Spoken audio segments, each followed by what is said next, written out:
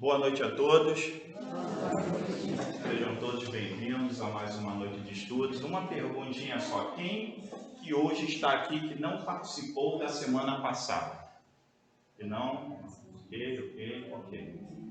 Ok. Então, vou fazer um breve relato, né? Do que foi semana passada, porque hoje eu vou estar fechando o capítulo 8, tá? Gostaria também que vocês, de início, gravassem aquela imagem, ok? Que está para vocês à direita. Ao longo de todos os slides, né, do estudo, vai se referir sempre àquela imagem. Então, vocês vão ver aqui, este senhor é o senhor José Maria. Na semana passada, né, ele veio através dos guardiões, veio encaminhado à casa espírita, no trabalho, vindo das regiões, né, mais sofredoras, segundo o relato do trabalho, sujo, com uma lama fétida e célula. Ele vem um senhor de escravo, inicialmente no final do século XVIII, se eu não me engano, no Brasil, e praticava através dos escravos fujões. Ele açoitava-os, se eles não morressem. Ele arrancava os olhos e, se ainda assim ficassem vivos, ele dava aos cachorros. Este é o senhor José Maria. E ele é trazido até a reunião da casa espírita. Ok? E aí, nós vamos começar a perceber, à esquerda do senhor José Maria, tem uma senhora de blusa vermelha. Não é por acaso, ela é a mesma pessoa que está sentada à frente. Então, o estudo de hoje é falar sobre a psicofonia sonambúlica. Vocês podem perceber, assim como nós dormimos, e todos nós já sabemos que temos o desdobramento e temos o cordão de prata, ela continua com o cordão aqui. Mas através da mediunidade dela, ela consegue sair do corpo e amparar a chegada do irmão sofredor. Ok? Então, o estudo de hoje vai ser relatar sobre essa mediunidade que é a psicofonia sonambúlica. Então vamos lá. A médium desvencilhou-se do corpo físico como alguém que se entregava a sono profundo e conduziu consigo a aura brilhante de que se coroava. Clementino não teve necessidade de socorrê-la. Parecia afeita àquele gênero de tarefa. Ainda assim, o condutor do grupo amparou-a solícito. A nobre senhora fitou o desesperado visitante com simpatia e abriu-lhe os braços, auxiliando-o a senhorar o veículo físico. Então, em sombra, qual se for atraído por vigoroso ímã, o sofredor arrojou-se sobre a organização física da médium, colocando-se a ela instintivamente. Ou seja, naquela passagem da foto, né, do slide, ela ao lado, ele automaticamente foi atraído a se aproximar dela, né? Vamos cruzar os braços, os dedos, as mãos, tudo aqui. Oi. Não. Oi. Demora um pouquinho, é o tempo, né? Auxiliado pelo guardião que o trazia. Outra observação. Ninguém entra, um irmãozinho sofredor no trabalho, na casa espírita ou em qualquer templo de peito aberto. Só entra autorizado. Muitas das vezes, eles não conseguem perceber a presença do guardião. Muitas das vezes, eles até reclamam o que eles estão fazendo aqui ou por que foram trazidos para cá. Tá? E aí, ao longo da conversa, você começa a perceber e aí você fala, olha, você entrou aqui porque você foi autorizado. Ele, não, eu entrei porque eu quis. Eu falei, olha lá na porta e você vai ver. E aí ele consegue atinar. Ok? com dificuldade, afigurando-se intensivamente ligado ao cérebro mediúnico, se Eugênia revelara-se benemérita enfermeira, e ali ele está falando da Eugênia, que é a médium que trabalhou no outro capítulo, que socorreu Libório, né? Libório, ok? E aí ele vai começar a fazer uma ligação entre a diferença de como a Eugênia, da mediunidade de Eugênia e de Celina. Eugênia revelava-se benemérita enfermeira. Celina surgia aos nossos olhos por abnegada mãezinha, tal a devoção afetiva para com o hóspede infortunado. Ou seja, a Eugênia era como se ficasse amparando, controlando as ações do irmãozinho sofredor. Eugênia, não. Ela deixou ele à vontade, permitiu que ele se aproximasse do corpo sem interferir. E aí você vai entender mais para frente esse interferir. O exemplo até que eu vi, foi a Elvira que me passou o link. A diferença é, imagine que vocês convidassem uma pessoa para a casa de vocês. Eugênia iria receber essa pessoa e falar: olha, seja bem-vindo, senta aqui, olha, se quiser usar o banheiro, é ali aquela segunda porta à direita, olha, se você quiser ligar a televisão, fala comigo que eu vou lá, pego o controle e ligo, se quiser ligar o ar-condicionado, olha, o ar-condicionado está aqui, eu ligo. Celina recebe e fala: fica à vontade, eu vou precisar sair. Você precisar de alguma coisa, ó, a chave está aqui, o controle do ar está ali em cima, da televisão está ali, fiquem à vontade que eu vou sair. Então, o exemplo que ele deu desse controle é esse. Dela partiam fios brilhantes a envolvê-lo inteiramente, o recém-chegado. Em vista disso, não obstante senhor de si, demonstrava-se criteriosamente controlado, ou seja, ele já estava manso. A bondade, a elevação moral da médium o acalmava. Projetava-se de si estilete de trevas que se fundiam na luz com que Celina, alma o rodeava, delicada. Tentava gritar impropérios, mas de balde. A médium era um instrumento passivo no exterior. Entretanto, nas profundezas do ser, mostrava as qualidades morais positivas que lhe eram conquistas inalienáveis, impedindo aquele irmão de manifestação menos digna. Ou seja, em qualquer situação, o que consegue acalmar e o que consegue se impor ao irmão é moral. Ninguém trata um irmão da espiritualidade dizendo: eu sou chefe, é porque eu quero, é assim, você... Não é. A imposição é pela evolução moral. Ele sente através da vibração e ele se coloca, infelizmente, até como inferior. Ele entende que aquela elevação moral, que aquela pessoa que está falando com ele tem uma postura moralmente superior a ele. E é assim que se dá a conversa, é assim que se dá o trato e é assim que se dá o trabalho. Então, tanto o médium tem que ter a evolução e a elevação moral para lidar com o irmão sofredor. Senão, não tem como trabalhar. E eles chegam com muito mais experiência, já estão lá do outro lado, estão no ambiente deles, e aí, se você não tem moral, vira brinquedo na mão do irmão. Eu sou José Maria, clamava o visitante irritadíssimo, enfileirando outros nomes com evidente intuito de lançar importância sobre a sua origem. Amontoava reclamações, deitava reprimendas e revoltava-se, exasperado. Contudo, percebi que não usava palavras semelhantes às que proferiam junto de nós. Achava-se que vencido, embora prosseguisse rude e áspero, ou seja, a médium policiava as palavras dele.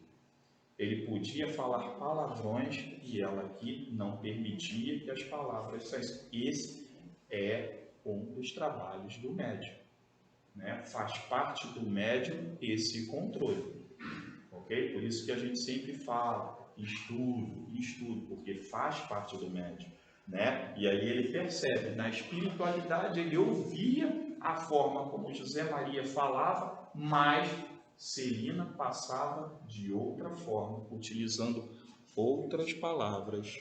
Hein, Luiz? Sim.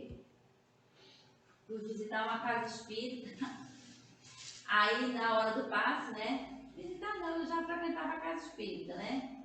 Fui lá, frequentávamos a casa espírita, aí trabalhávamos com passe.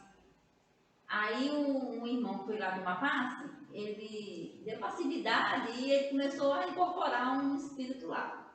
A irmã dirigente da reunião do passe virou para o irmão, né, que estava assim, sai desse corpo que não te pertence. Assim mesmo. Olha, na hora a gente perde a concentração quando a gente vê um negócio assim, né? Porque é um espírito que está ali, simplesmente não saiu, não vai. Eu acho que quem é de vidente deve ter visto a cara do espírito naquela situação ali, né? E a gente vê justamente isso aí. Se você não tem uma maneira até carinhosa para lidar com aquela situação ali, porque a gente vê aí que é um espírito que ele está vindo numa situação muito difícil, revoltado, né? Se você não tem um carinho, uma postura, né?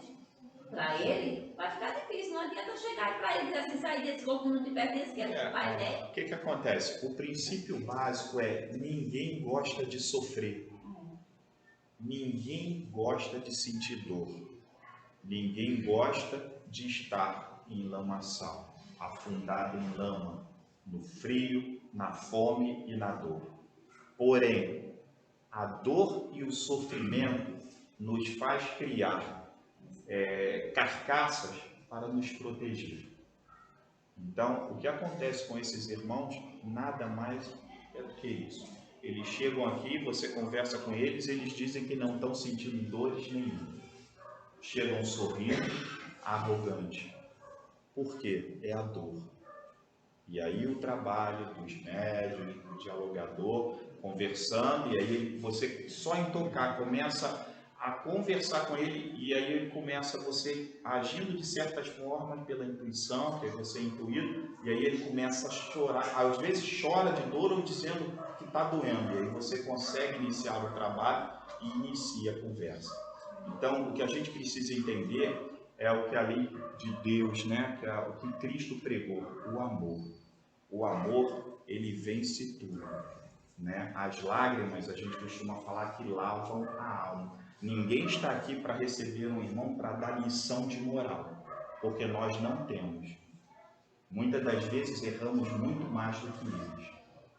E eles sabem disso. Porque algumas vezes eles chegam aqui e falam: quem são vocês para falar conosco? Vocês também cometem os erros de vocês. Então nós precisamos entender que não somos superiores, nem melhores do que o irmão sofredor, mas ele está sofrendo, ele precisa de ajuda. Você já imaginou chegar numa emergência com uma perna quebrada e o ortopedista falar: mas hoje não era dia para você jogar futebol. Por que você jogou futebol? É a última coisa que você quer ouvir de um ortopedista com a perna quebrada, é o cara te dar lição de moral que você não deveria ter feito isso. A primeira coisa que você quer é ser tratado. Depois que você for tratado, o cara imobilizou, você tomou o remédio, não está sentindo mais dor, ele fala: pô, da próxima vez toma cuidado. Bota um tênis antes de jogar bola para você não machucar o pé. Mas ninguém quer ouvir lição de moral. A mediunidade falante em Celina era diversa. Eugênia e ela se haviam desligado da veste carnal durante o trabalho, porque a primeira havia se mantido preocupada, qual enfermeira, inquieta, enquanto a segunda parecia devotada, tutora do irmão desmentado, seguindo com cuidados de mãe, porque numa delas a expectação atormentada e na outra a serena confiança.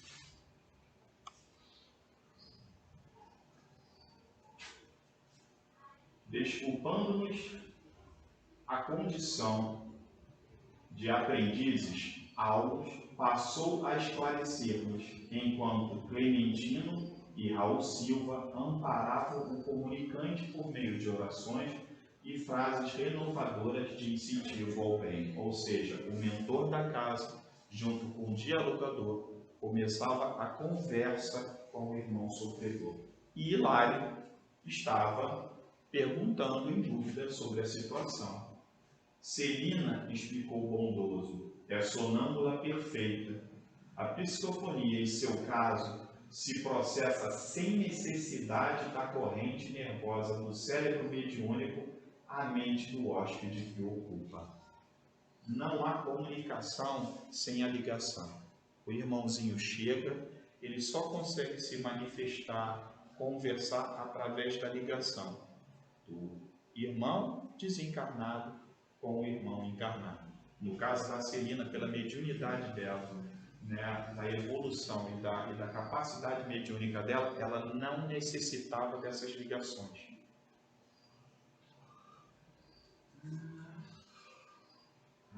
É tamanha na cessão de seus recursos as entidades necessitadas de socorro e carinho, que não tem qualquer dificuldade para desligar-se dele, de maneira automática do campo sensório, perdendo provisoriamente o contato com os centros motores da vida cerebral. Sua posição mediúnica é de extrema passividade. Por isso mesmo, revela-se o comunicante mais seguro de si, na exteriorização da própria personalidade. Isso, porém, não indica que a nossa irmã deva estar ausente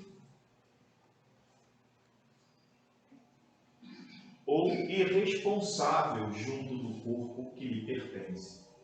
Age na condição de mãe generosa, auxiliando o sofredor que por ela se exprime qual se fora frágil, protegido de sua bondade. Atraiu-o a si, exercendo um sacrifício voluntário que lhe é doce ao coração fraterno. E José Maria, desvairado e desditoso, imensamente inferior a ela, não lhe pôde resistir.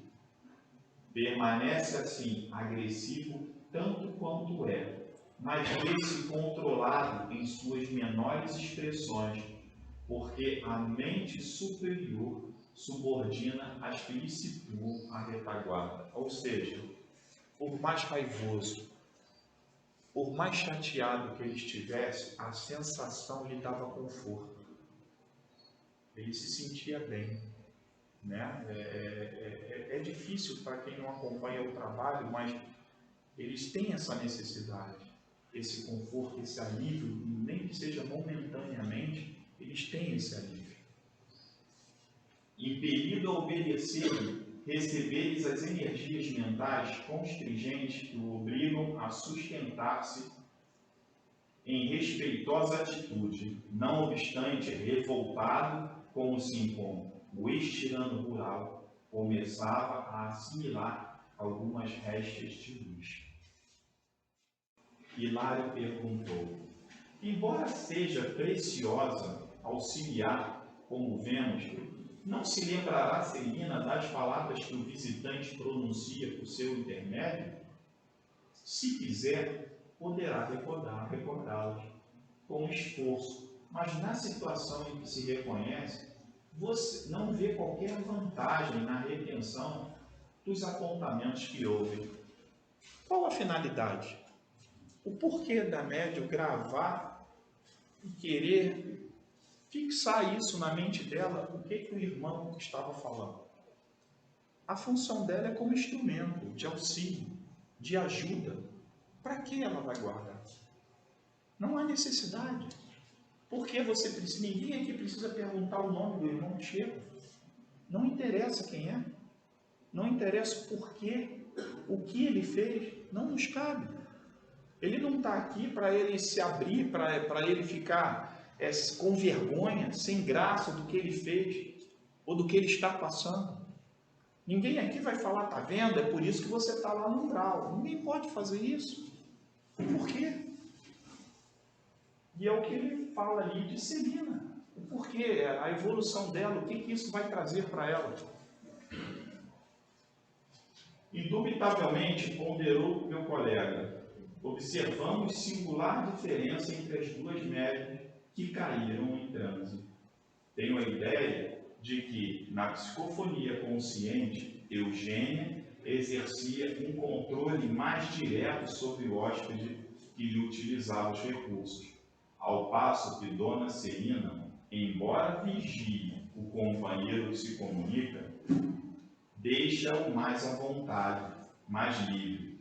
Caso não fosse Dona Celina, a trabalhadora hábil, capaz de intervir a tempo em qualquer circunstância menos agradável, não seria de preferir as faculdades de Eugênia? E aí, o que o pessoal acha? Exatamente.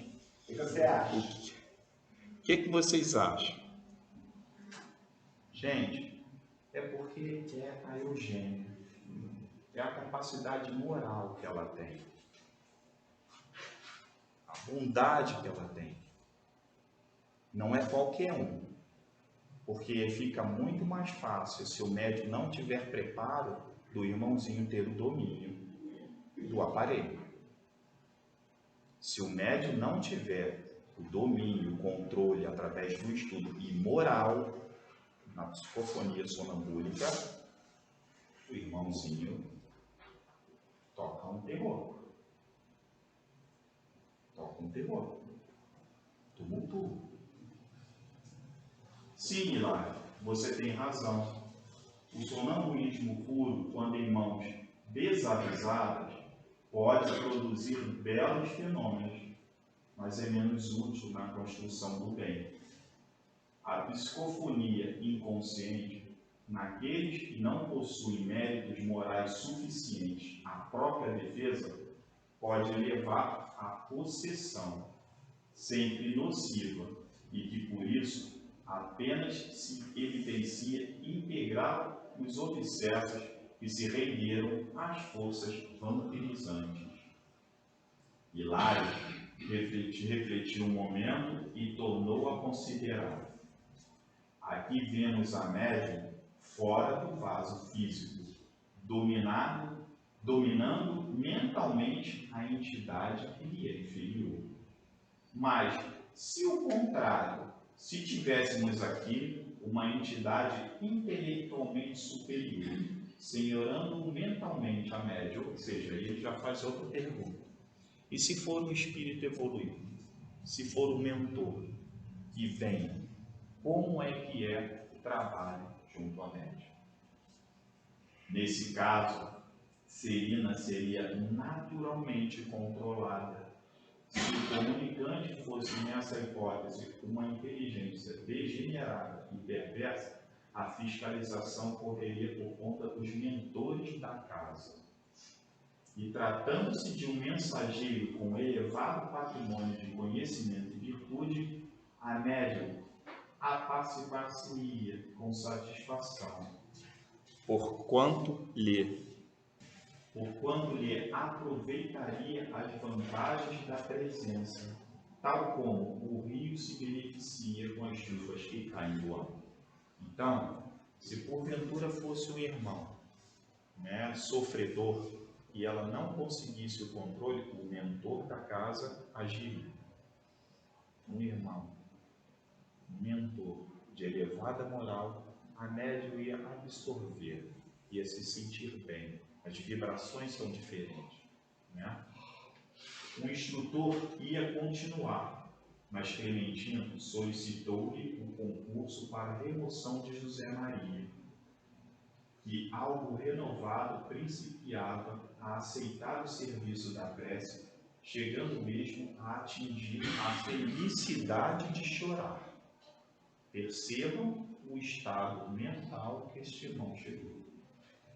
Nosso orientador passou a contribuir na assistência ao visitante e foi novamente entregue ao amigo paternal que o trazia a fim de internar-se em organização socorrista distante, ou seja, foi encaminhado a uma cama a um pronto-socorro espiritual, a um local para que ele pudesse ser tratado.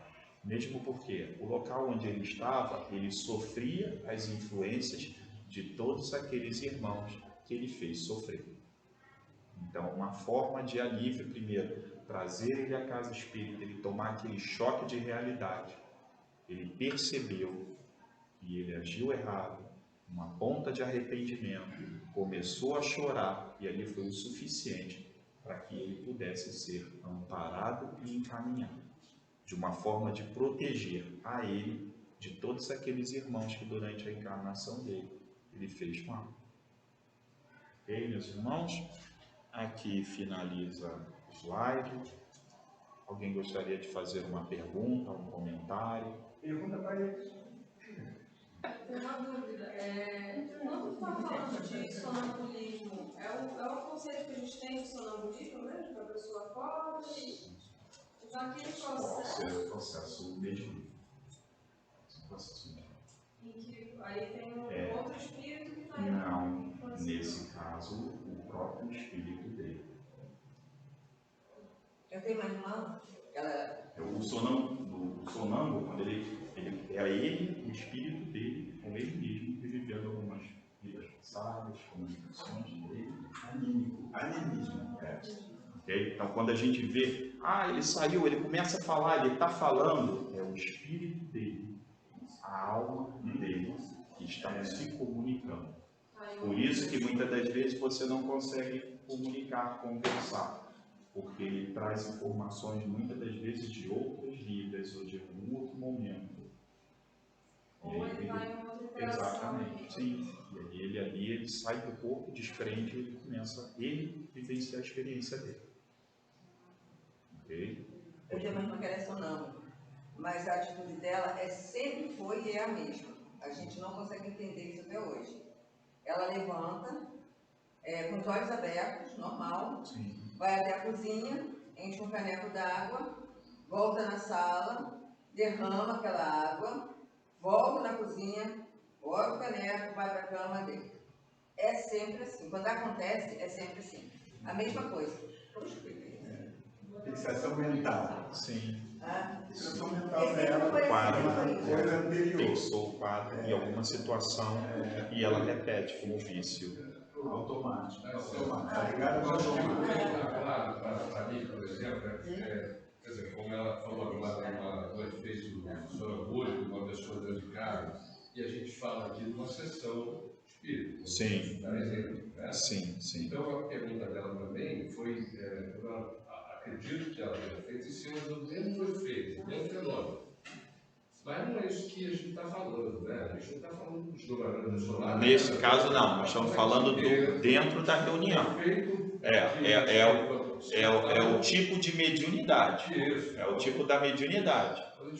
Isso, não. É o tipo da mediunidade. Né? A gente sabe que o sonambulismo também tem essa parte.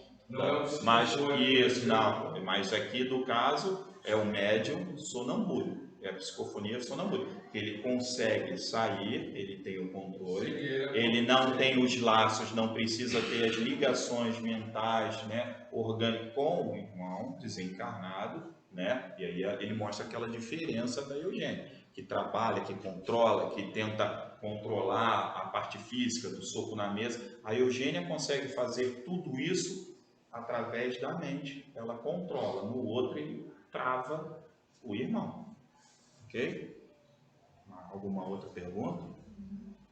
Existe uma posição nossa, enquanto a gente dorme, também a gente faz um desdobramento. Sim. E algum trabalho. Que é naquele caso, que no slide que mostra, é basicamente aquilo ali, você sai do corpo. Né? No desdobramento você sai. E aí, através da tua composição moral, do teu trabalho. Sim. Você não vê nada da sua casa. Não, depende. Todos nós já sabemos que quando saímos do trabalho aqui e vamos dormir, o trabalho continua. É possível que continue. Sim, estou dando a hipótese que continue. Nós vamos de novo, voltamos. Até para dar continuidade a todos aqueles irmãos que não conseguiram ser socorridos no momento. Ficaram presos na casa, ficaram aqui na casa aguardando.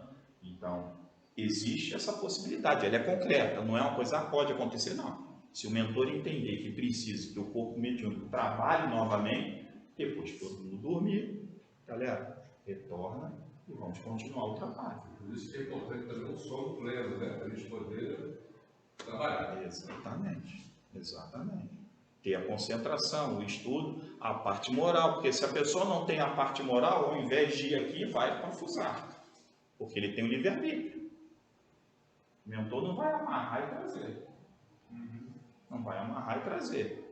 Ele vai falar, Luiz, Juquim, Zezinho, precisamos atender o irmão que ficou na casa espírita, lá no Ceará. E aí, estou fora, meu irmão. Eu fui lá, estou fora. É o livre-arbítrio. É de cada um. Então é o que o exemplo sempre fala e ele deixa muito concreto, né? Celina bondosa, amorosa, instinto de mãe. O que é a mãe? Zeladora, protetora, amável. É o que? O amor. Se é uma pessoa intransigente, uma pessoa rude, nervosa, não vai passar isso para o irmão. E aí você imagina, um irmão já apurrinhado juntar com outro apurrinhado. Ok? Mais alguma pergunta? Não?